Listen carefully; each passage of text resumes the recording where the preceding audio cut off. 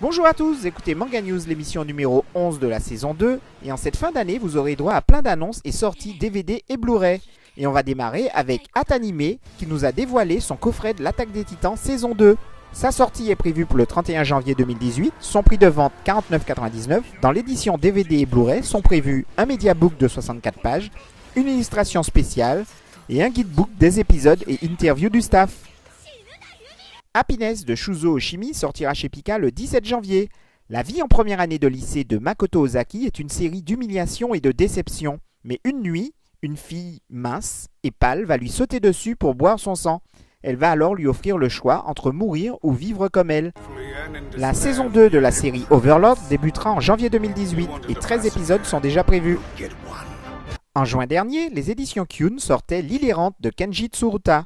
Ils annoncent maintenant Les souvenirs d'Emanon en janvier 2018. Un étudiant prend le chemin de retour après un voyage d'errance suite à une énième déception sentimentale. Une intrigante jeune femme va alors s'installer à côté de lui. Sword Art Online, le film, édition Combo Collector Blu-ray à 39,99, arrive le 20 décembre. Au programme, un livret rigide de 40 pages et 5 cartes postales. Je rappelle que ce film sorti il y a quelques mois est composé d'une intrigue inédite par rapport au roman. A noter la venue en France de Kenji Kawai. Si vous ne le connaissez pas encore, il s'agit du compositeur des musiques de Accrochez-vous, Ghost in the Shell, Ranma 1/2, Pat Labor, Juliette Je t'aime, Avalon, Gantz, Ip Man 1, 2, 3, Mob Psycho, Resident Evil Vendetta et Apocalypse la Deuxième Guerre mondiale. Il sera l'invité d'honneur du prochain Japan Touch qui aura lieu le 2 et 3 décembre. Il sera aussi en conférence au dernier bar avant la fin du monde le 30 novembre. L'artbook Venise de Jiro Taniguchi est annoncé chez Casterman. Précédemment édité par Louis Vuitton en 2014, Casterman proposera l'ouvrage en format cartonné 28,19 et ce à partir du 15 novembre au prix de 20 €. Fullmetal Alchemist revient chez Libex pour Noël, une intégrale Blu-ray du premier animé Fullmetal Alchemist. Le coffret contiendra entre autres une clé USB à l'effigie de la pierre philosophale. Le 29 novembre sortira Grimgar, le monde des cendres, une édition collector intégrale Blu-ray de la saison 1 qui sera vendue au prix de 64,95. À l'intérieur, 13 épisodes et un livret de 40 pages couverture rigide, une sorte de SAO-like dans lequel un groupe de personnes se réveille en ignorant comment ils sont arrivés là. Pour survivre dans ce milieu hostile, ils devront coopérer et apprendre de nouvelles compétences. Leiji Matsumoto, créateur d'Albator, revient le 19 janvier chez Kana, et ce avec 25 histoires d'un monde en 4 dimensions. Un recueil de 376 pages qui met en scène une histoire intersidérale sur la défense de la nature et la lutte pour la vie. Et on va poursuivre avec la version animée du Gourmet solitaire de Jiro Taniguchi. Elle vient d'être mise en ligne sous forme d'une bande-annonce promotionnelle. La diffusion, quant à elle, est prévue pour le 29 novembre. Les éditions Kyun viennent d'annoncer la sortie en janvier 2018 du thriller King of Eden, une enquête policière et historique palpitante. Elle vous fera remonter jusqu'aux légendes les plus anciennes pour mieux les réécrire. Ça y est, le 1000e épisode de Pokémon a été officiellement diffusé le jeudi 9 novembre à 18h55 heure japonaise. Et maintenant, on va démarrer la minute de l'otak avec Hinata de Naruto Shippuden. C'est la deuxième figurine de la collection Naruto Gals. Elle est sculptée en PVC d'une hauteur de 21 cm et au prix de 75 €. 2B, l'héroïne de Nier Automata, arrivera en figurine articulée et ce en mai 2018. Sa matière du PVC, sa taille 15 cm et son prix 70 €. Tonarino Kaibutsu-kun, plus connu en France sous le nom de Le Garçon d'à côté et publié chez Pika, sortira en film live au Japon le 27 avril 2018. L'histoire d'amour improbable d'une première de la classe au cœur de pierre et un élève à la réputation de mauvais garçon mais qui dans le fond est très gentil.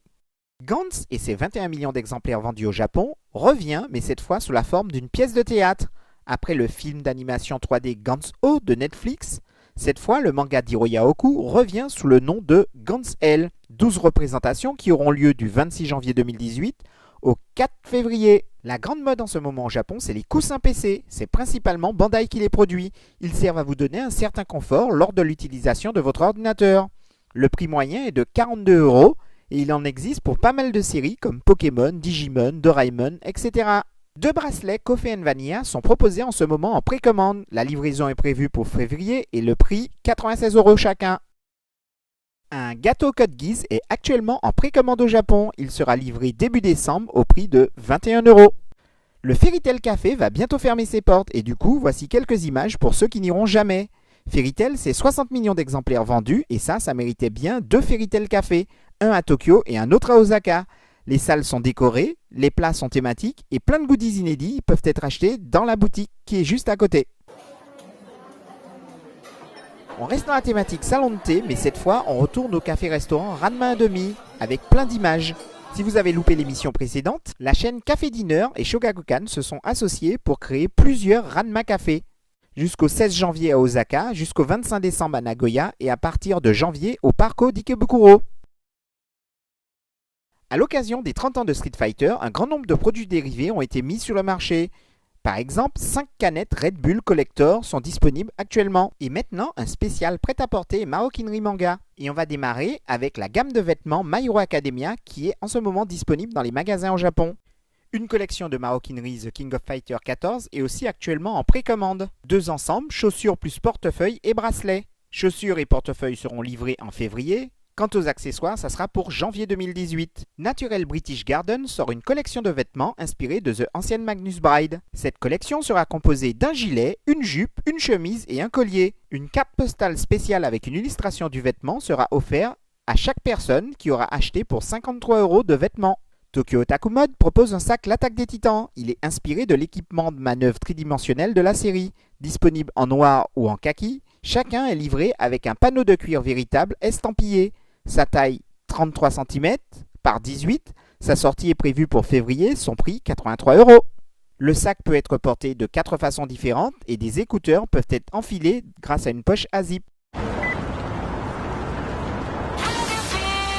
Nami Amuro, la chanteuse japonaise de J-pop et de R&B, a annoncé sa fin de carrière en septembre dernier.